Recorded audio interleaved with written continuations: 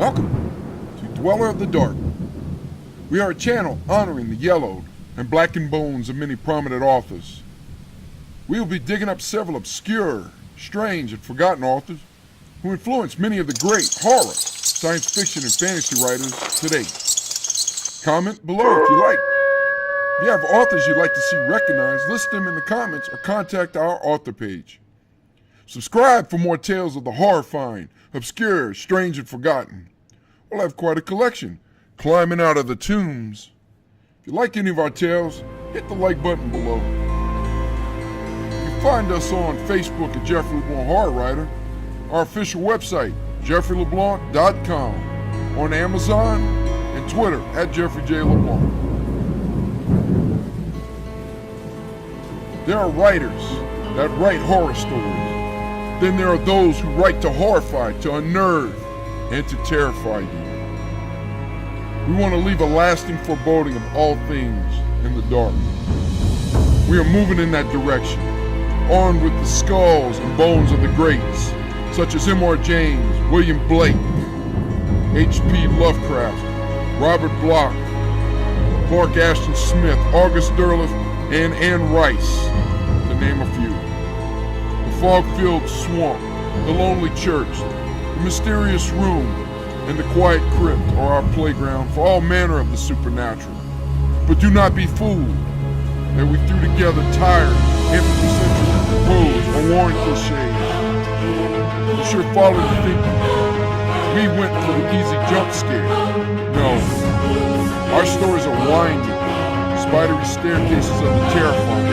They are clogged, speculative, horror labyrinths of Machen, poem, Lovecraftian design. The menace that stays with you long after you finish reading onwards.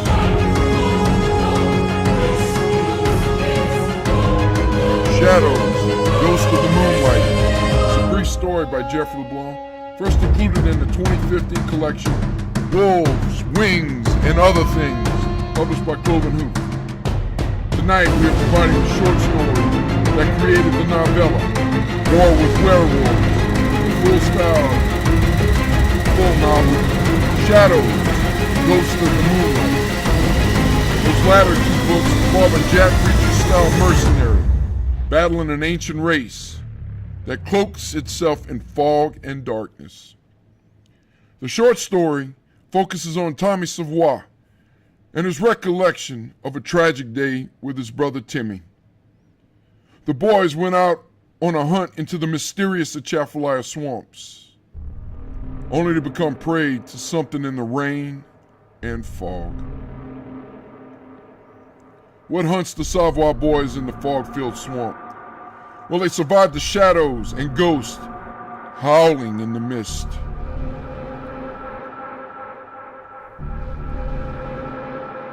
Shadows, Ghost of the Moonlight, by Jeffrey LeBlanc. Poem. Tiger, tiger, burning bright in the forest of the night, what immortal hand or eye could frame thy fearful symmetry? In what distant deeps or skies burnt the fire of thine eyes? On what wings dare he aspire? What the hand dare seize the fire? And what shoulder and what art could twist the sinews of thy heart? And when thy heart began to beat, what dread hand and what dread feet? What the hammer, what the chain, in what furnace was thy brain? What the anvil, what dread grasp? There its deadly terrors clasp. When the stars threw down their spears and watered heaven with their tears, did he smile his work to see? Did he who made the lamb make thee? Tiger, tiger, burning bright in the forest of the night, what immortal hand or eye dare frame thy fearful symmetry? The Tiger by William Blake.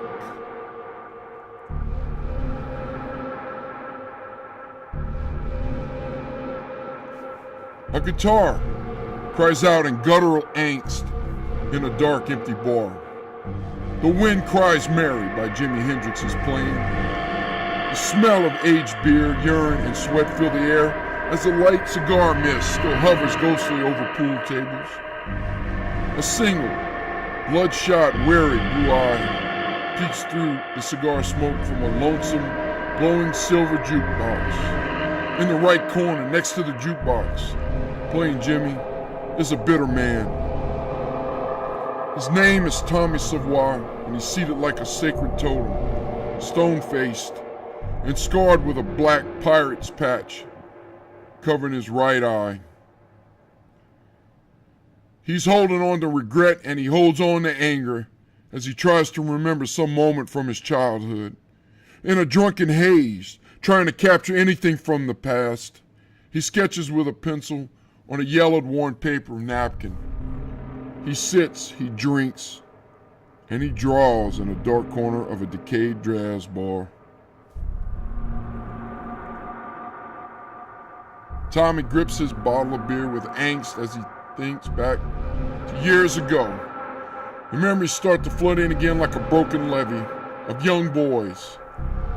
Timmy, and of course Tommy Savoy and their legendary bad day. Timmy and Tommy Savoy had a bad day back there in that past. Then their day turned to night and got a whole hell of a lot worse. There were no indication that this was going to become a day neither young man would forget as long as they lived. And it had started as a day of so much promise of good fortune. Both boys awoke in the early hours of the night. They did the morning ritual, brushing their adolescent teeth and dressing in their real old camouflage. As women and men matched, they dressed a suit with shoes to an ensemble. So also did the boys match the right long-sleeve tree limb with the same tree trunk overalls, or again a camouflage mosquito netted mask with a camouflage head sock and hat. The optimum goal in the task was total concealment of what they were. No longer were they brown-haired 9 and 10-year-old boys with marbled blue eyes. No longer were they a set of precocious and curious athletic Saints fans. Now they were trained predators on a prowl to bring home game and local bragging rights. Okay, at least family bragging rights.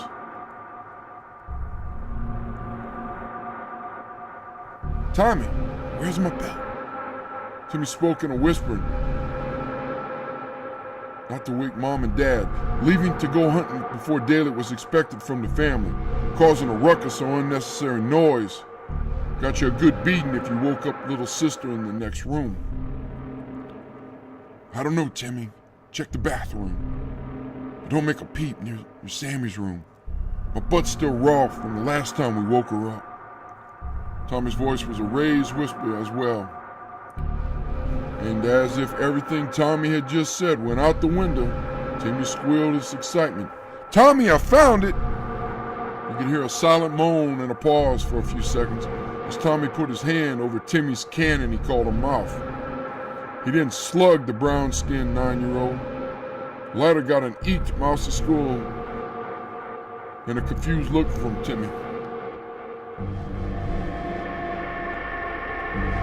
The morning of frost and freezing rain was slated early in weather reports. The boys, avid hunters, were thrilled by the prospect of a real Arctic cold front kicking up animal activity in the swamps and marshes near Aldejon, Charles, and Pointe-aux-Champs, Louisiana. For the boys, it meant quacking and whistling greenhead mallards, and gray pintail ducks would move into roost amongst the protection of the trees. The elusive whitetail big bucks would move to higher ground to feed on acorns and bunker down from the cold. For Tommy and Timmy, it meant an opportunity to bring home some easy duck or kill a deer without a risk of getting wet in neck-deep virgin cypress swamps.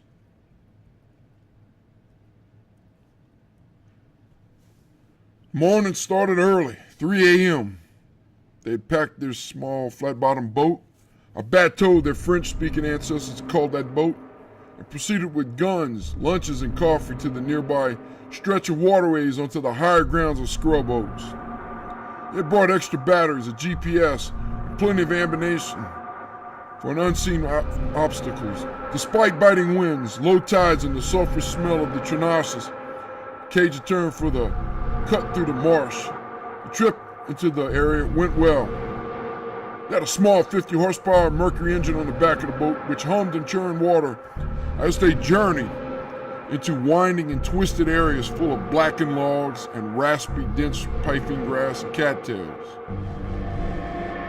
Still in total darkness throughout the journey, the boys used headlamps to light up the waterway and foliage by crisscrossing beams to get an overall view of the area as they maneuvered. A mile from their destination, they killed the engine. From then on, they used paddles to quietly bring them into the gray, silted bank of a small, tree-dotted island. Noise was their enemy. Noise gave their elusive prey an advantage. Anything sounding metallic or non-natural could spook away a prime target. Quiet techniques, stored guns, and paddle were the only way to ensure success.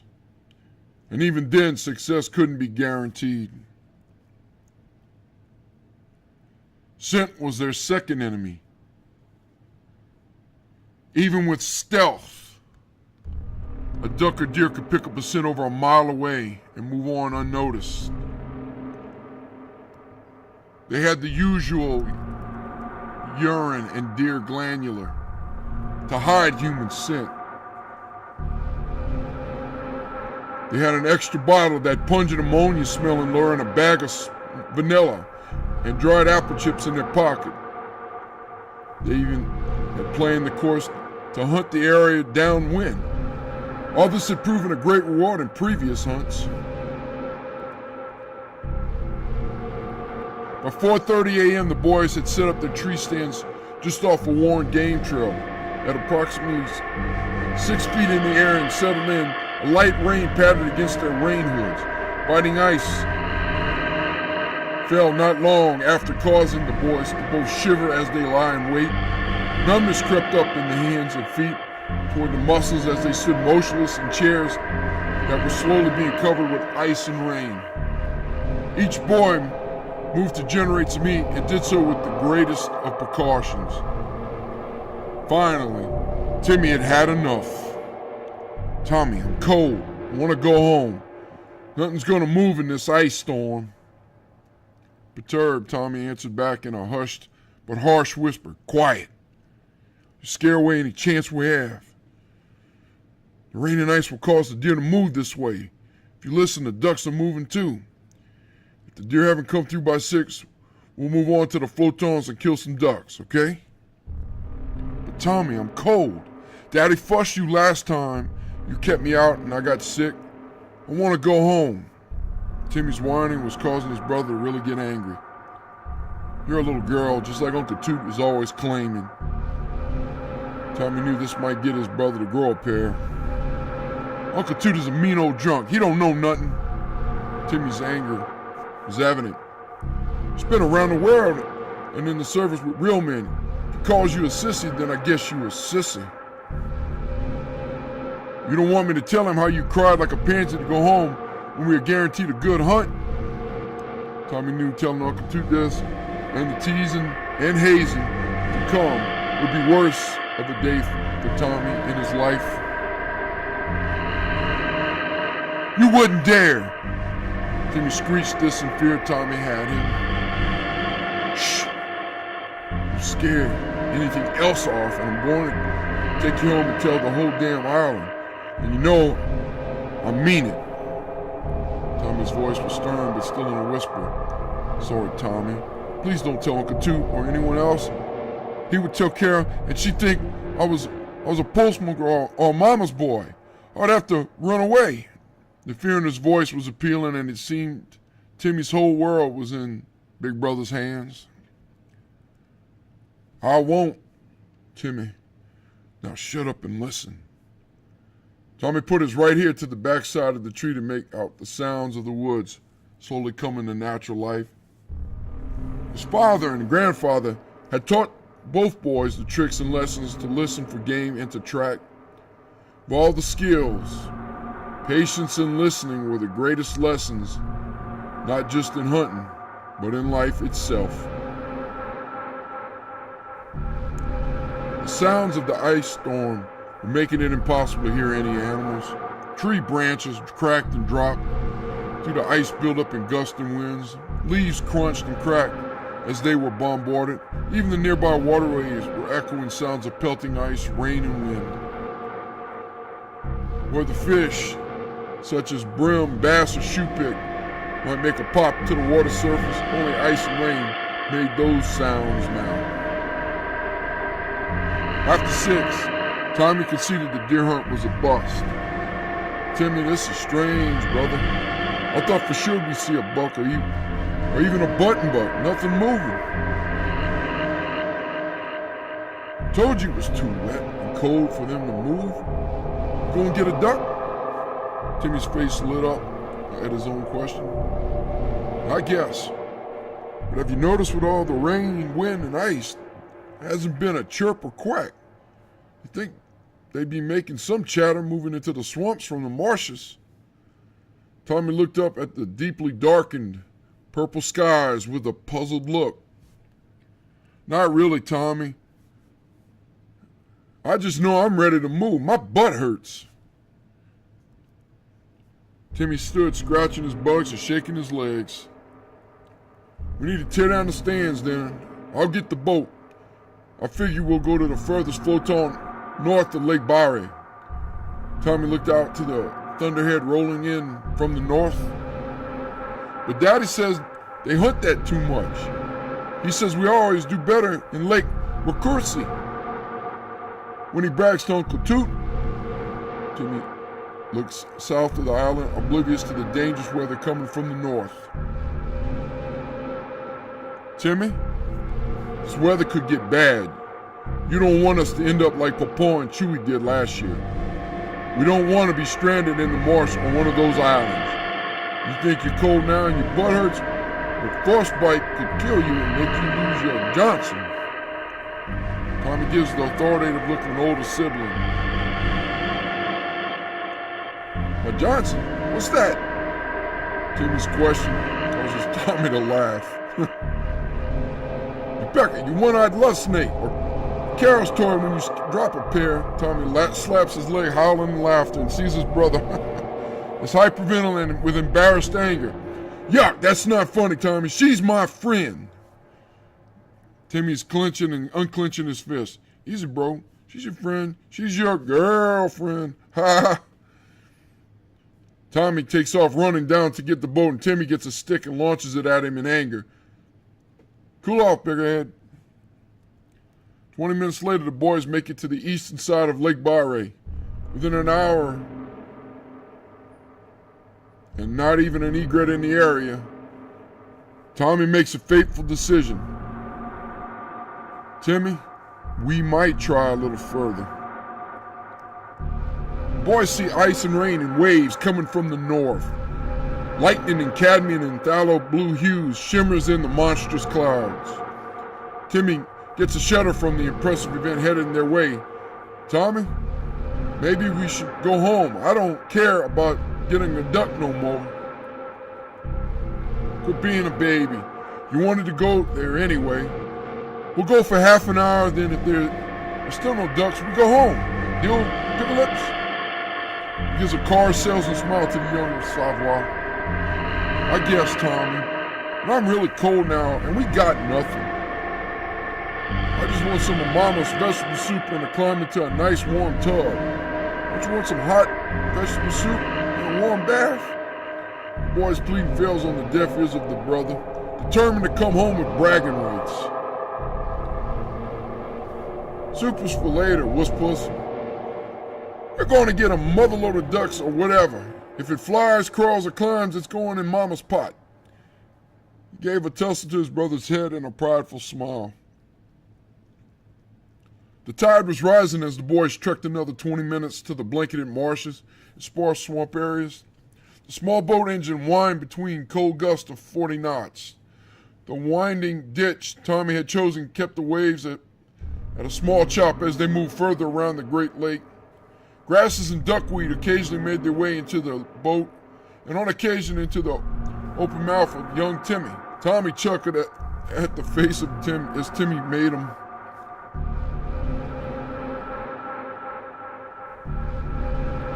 The boys by 8 o'clock had made it to a ridge of old cypress trees and pulled up onto a solid island of wax myrtles and scrub oaks.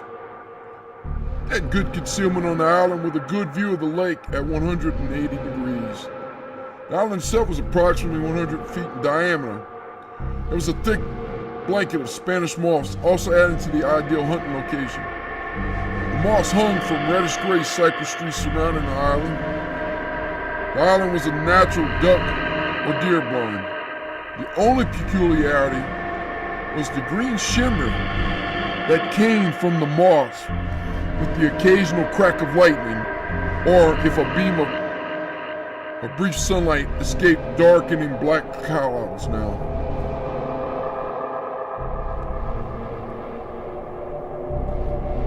The second wave of ice and rain pelted the boys relentlessly as they settled along the shore of the island. Lightning cracked crimson and cadmium with increased frequency. Thunder roared ever closer and more lightning lit up the skies.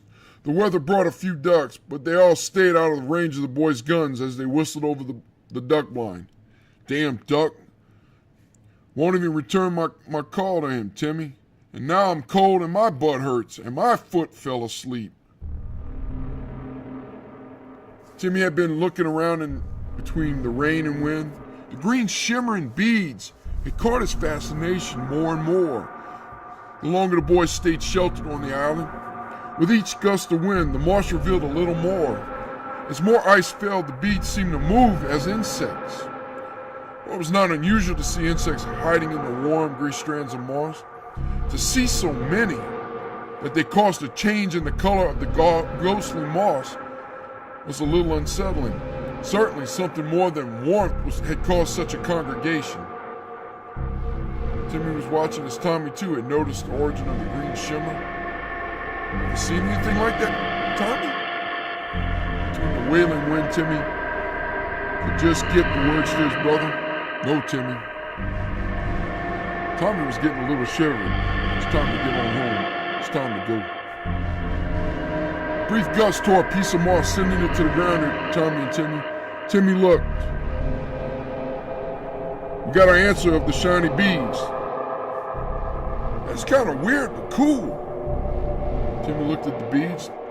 They weren't beads at all, but green flies, blowflies, that were usually found around large carcasses of rotting meat. Both boys had seen these either by the local dump or out in the woods when an animal was found dead. By the shimmer, there must have been thousands. What could have brought so many to the island? The boys, between the rain and wind, moved to the boat. Timmy tripped, fell forward, and his gun barrel got stuck in the mud. Tommy shook his head and helped Timmy up.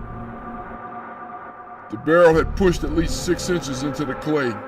Get a stick to clean that barrel so you don't blow your head off, goof nuts. Let's make like a duck and get the flock out of here. Timmy had that memorized.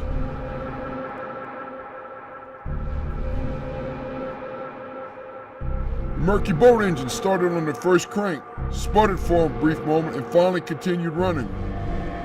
Tommy and Timmy, cold, wet, and tired, disappointed, got in the bateau and headed home. Half a mile from the natural duck blind, the winds raged fiercely. At a bend in the twisting trenache, the boys saw a large waterspout heading in their direction, at least a few miles away. Even from that distance, the size and ferocity of the tornado on the bay was fearsome. Lake Rakahusi had turned into a blue torrent of flying debris and water. Timmy, looks like a change of plans. We need to ride this out. Looks like we're going back to Fly Island. But Tommy, we have to go home. That's the water spiders going out to sea. It's not coming our way. Tim was trying to plead his case. Tommy saw the track of the spout, and it was pushing north to southeast of the lake. Too close to the only route they could use in the small flat-bottomed boat. They had to wait out the storm. As if on cue to solidify his decision, Tommy saw two smaller but just as deadly sister spouts form. You see that, Timmy? Two more spouts just formed. They could go anywhere. I can't risk it, little brother. It sucks to know, but we bunker down on the island, then head on back in a few hours. Oh, Tommy, we should have gone home when I said. I ain't doing this again. You always do this.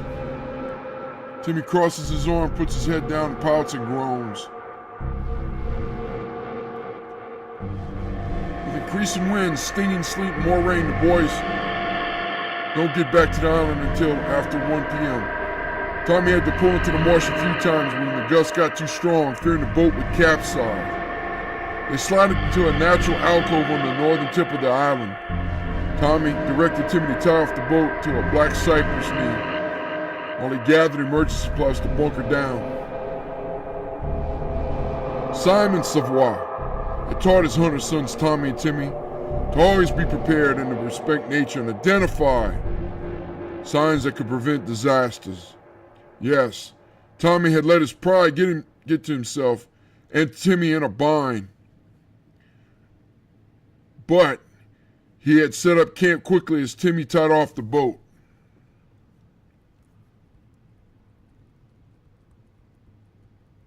Four chops with a machete, a few palmetto leaves, and one lean-to to get them through the wintry storm. He kept a large sealed bag of kindling too for emergency fires. It might not be vegetable soup, but the extra bag of homemade beef jerky with a little boiling water would at least make me something. You always make the best camps, Tommy. And excited Timmy was, at least entertained for a bit. Tommy made sure to use the twine efficiently to secure the palms and make the camp most waterproof. Involving Timmy in building the camp would hopefully deter the inevitable whining drone that was sure to follow when an impatient little brother would demand to go home. With Tommy's calculation, they'd be lucky to get home by 5 in the evening. Tommy knew it was time for a dreaded phone call home.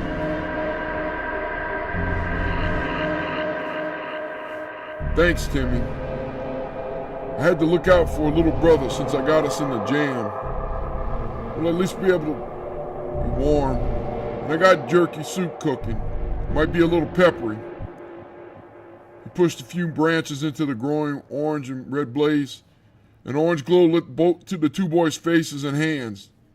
The heat itself caused the wet clothes to produce steam as they began to dry.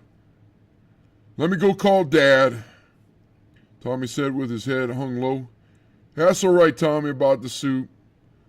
I'm putting Tabasco sauce on my eggs these days, so I can handle it. I'm just tired. I'm going to stretch out.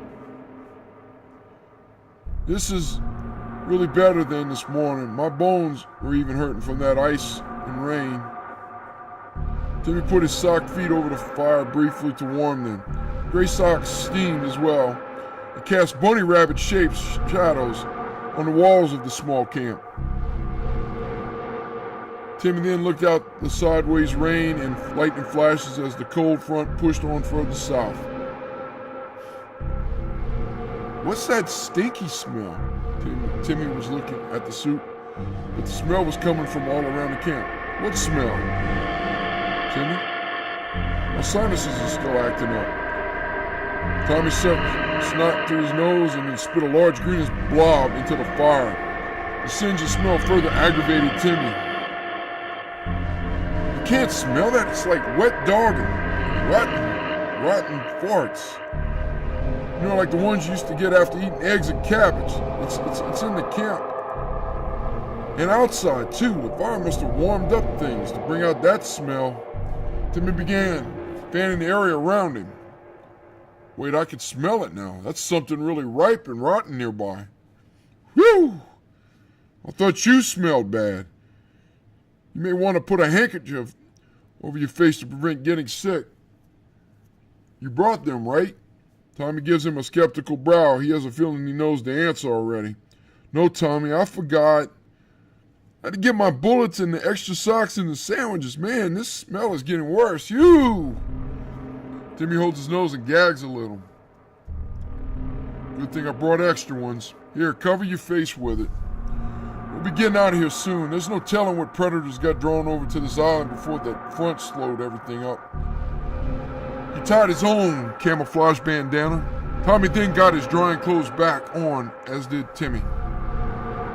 Hours passed, then into the second hour, Timmy grew restless and a little more nauseous. Tommy, the smell is disgusting. It smells like it's coming from around the fire and inside the camp. Can we just leave now? I really don't want to be here anymore. I'm with you on that, Timmy. Spout looks like it's to be long gone, and the others fizzle out. We better get on our way home. We have to stop a lot, but at least we won't smell like a dead body anymore. Tommy stepped out with the machete and small supplies. Timmy followed, and both left the jerky soup. Rotten smells had killed their appetite. They got in the boat and quickly climbed in. Tommy pushed the boat off with a small green paddle as they drifted out to the twisting canals for home. Midway between the island and the ditch, Tommy tried cranking the engine. It wouldn't start. He tried again, cussed, then spit after another unsuccessful start. He tried cranking the engine again manually, racking his knuckles. He checked the gas line, then he checked the priming bulb and bled it off to make sure the gas was clean and free. Tried cranking again, with the engine starting but then sputtering off. Tommy placed his head in his hands, pushed back his hat, and cursed again. Son of a bitch. Timmy, while concerned, was more aware of shadows moving around the island. Long gray shadows moved in and out of the waves of moss. The speed of their movement was what caught Timmy's attention. He'd never seen anything move with such agility and grace. With the wind and rain, it had to be a trick of the weather. It had to be. Tommy? What, Timmy? Can't you see I'm a little busy here? Timmy could clearly hear the agitation in Tommy's voice. I thought I saw something in the moss on the island. The flies are moving, too. Timmy's voice wavered just slightly. Tommy caught the hesitation and the waver in Timmy's voice.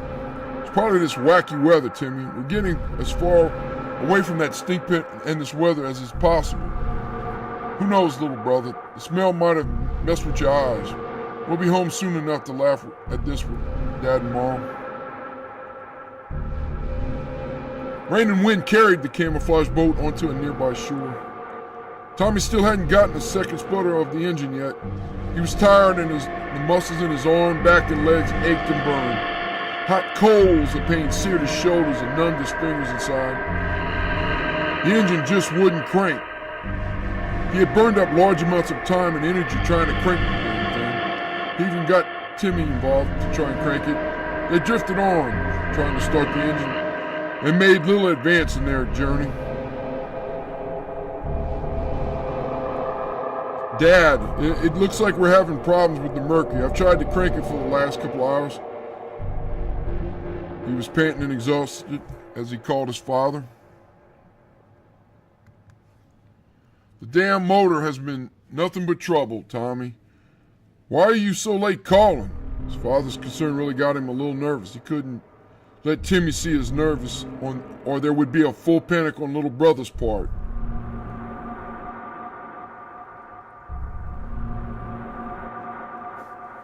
Tommy, I'm on my way with Uncle Two. Keep Timmy entertained and calm. Be patient and hang in there. Cavalry's on its way. Last statement put Tommy back at ease, and he smiled. Yeah, I know I should have called you sooner, Dad. I didn't know it was already 4 p.m. We'll be waiting on y'all.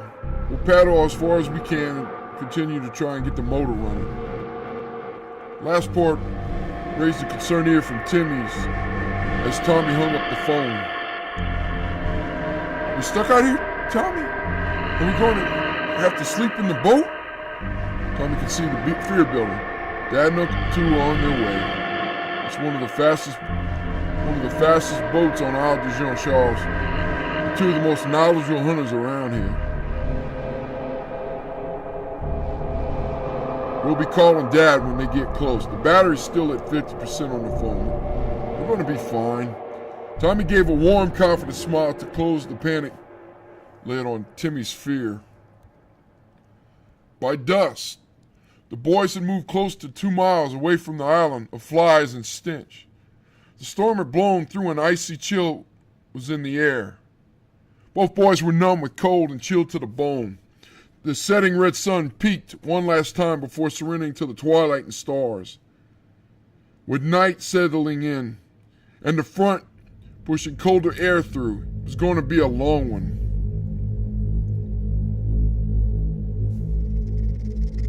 Rain clouds cleared to bright, bluish green and white twinkling stars. Lightning erupted out in the surf on far distant clouds that rolled further into the Gulf of Mexico. At one point, the boys thought they smelled the ocean as the scented air twirled in on cooling winds. Grasses covered in shards of ice from the sleet storms and freezing rain cracked and creaked with each gale. Tommy pulled out 2 blankets he'd had under the seat and wrapped himself and Timmy up. It wouldn't be long now.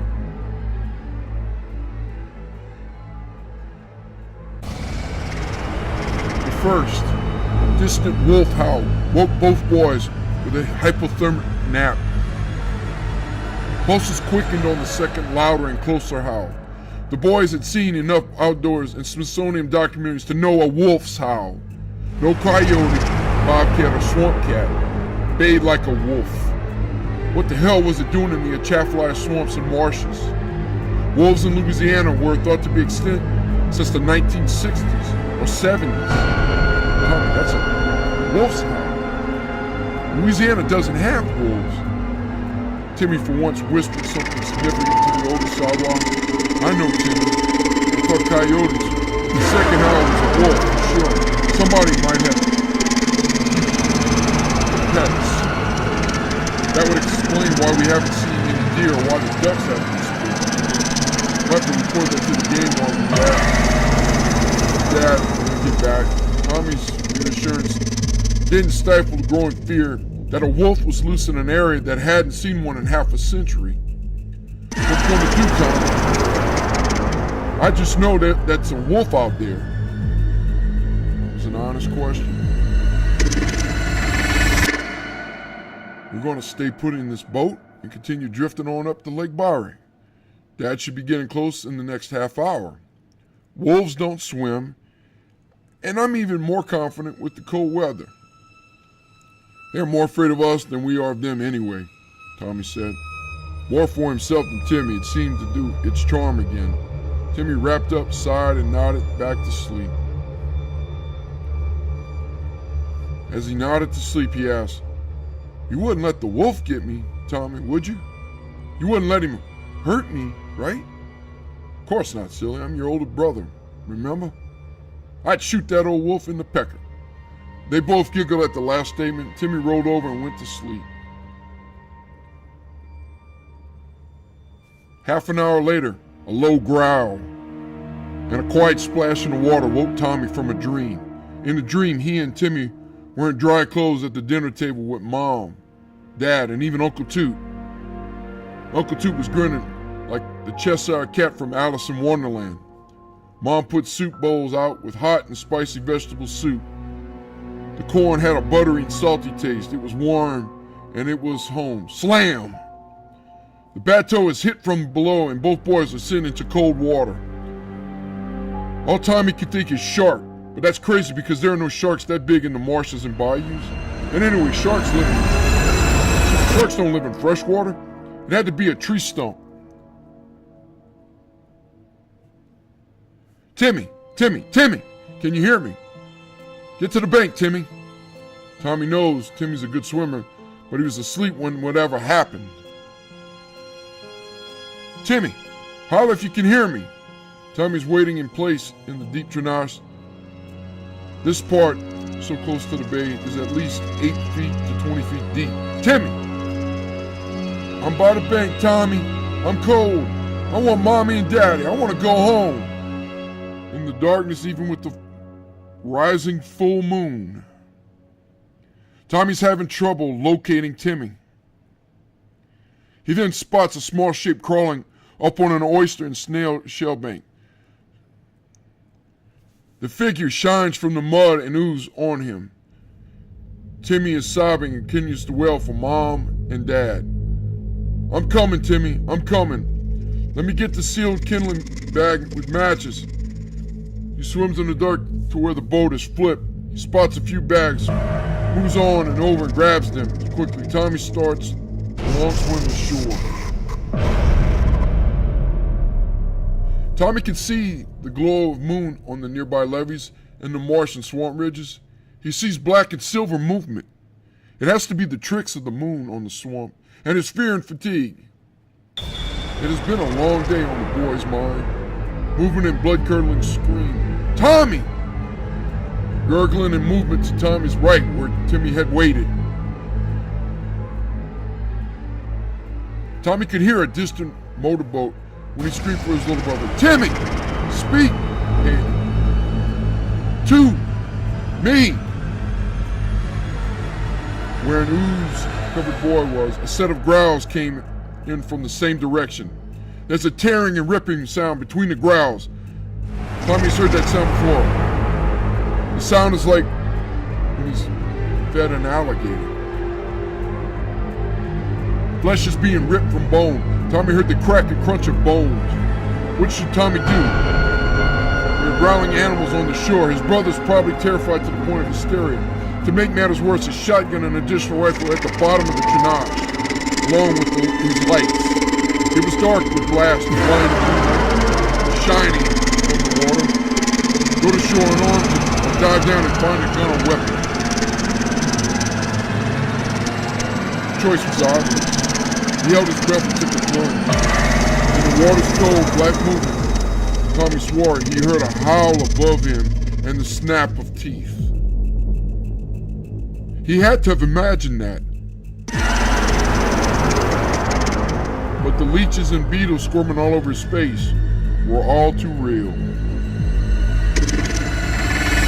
Muscles grew numb, fingers barely moved, and lungs burned. Hypothermia was kicking in. Tommy performed his search by feeling his way on the bottom. Tommy's hands stretched out for any weapon by blind touch. He felt oozing silt and rotted sticks. Tommy, even at one point, kicked a docile fish. Then what seemed like hours, Tommy Savoy moved slowly to the surface. Instinct told him to move away from the shore where he heard growls. Tommy Savoy hesitantly came to the surface and peeked just a little around the bank. The moon was moving higher into the sky. The glow enhanced his visibility in the animals out there. The cold caused Tommy to feed on himself with warmth. He had an unnatural fear to get anywhere near shore. Tommy still had no weapon. Strength was slowly and deliberately zapped from the icy warm water and hypothermic stiffness. He had to make one more attempt to find a weapon and then get to Timmy. He thought, "Where are you, little brother?"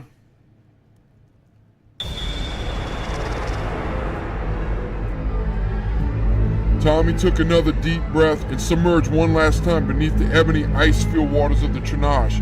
Again, as he submerged, he heard a louder and closer snap of teeth. Waves and something large moved above him. He stopped tall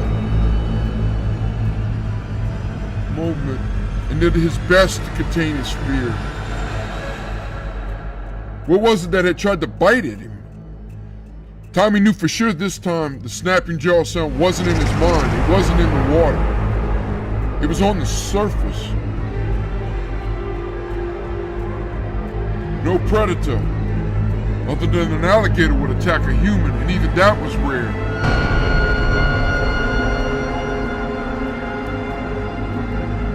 Plus, it was too cold for gators to be hunting food. He didn't have time. His air was burning faster in the cold, even if his metabolism was slow. Tommy thought again, submerged under the pitch-colored water. Timmy. He prayed Timmy was hidden well and was all right.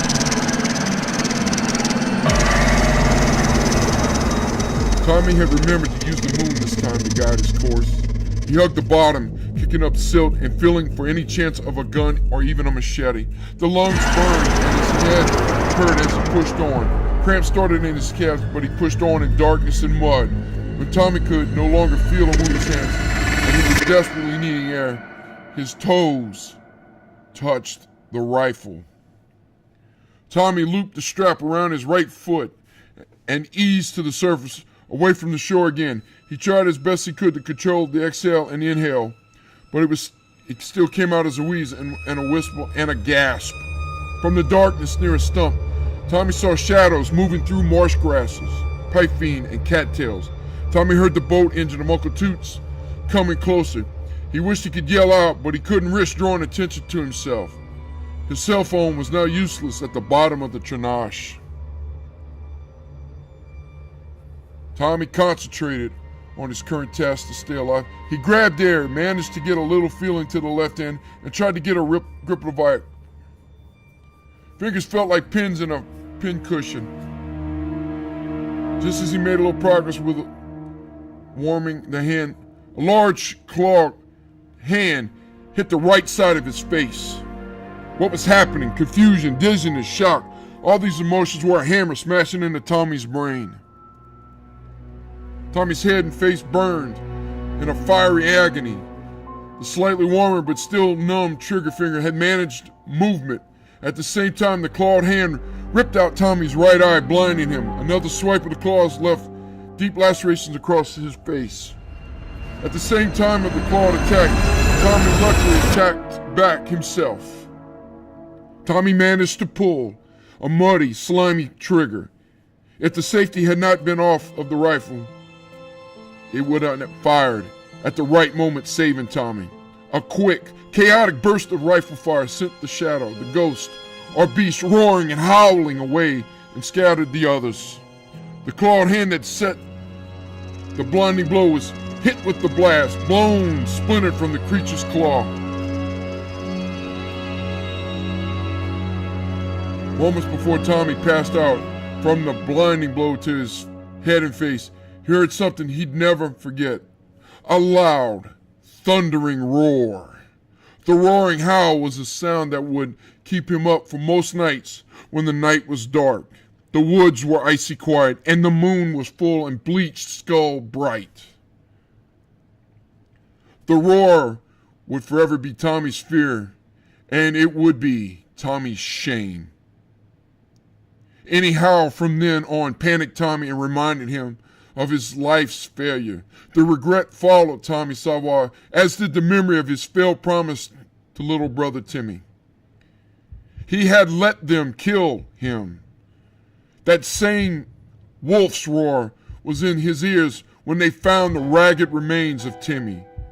Regret would forever mark the young man, just as the claw marks to Tommy's blind right eye and slashed face would tell all the world his shame.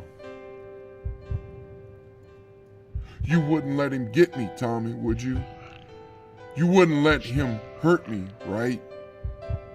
This was Tommy Savoy's shame. A failed promise to a little brother. This legendary bad day of the Savoy brothers is what drove Tommy to what he had to do next. Kill that beast and any like him at all costs.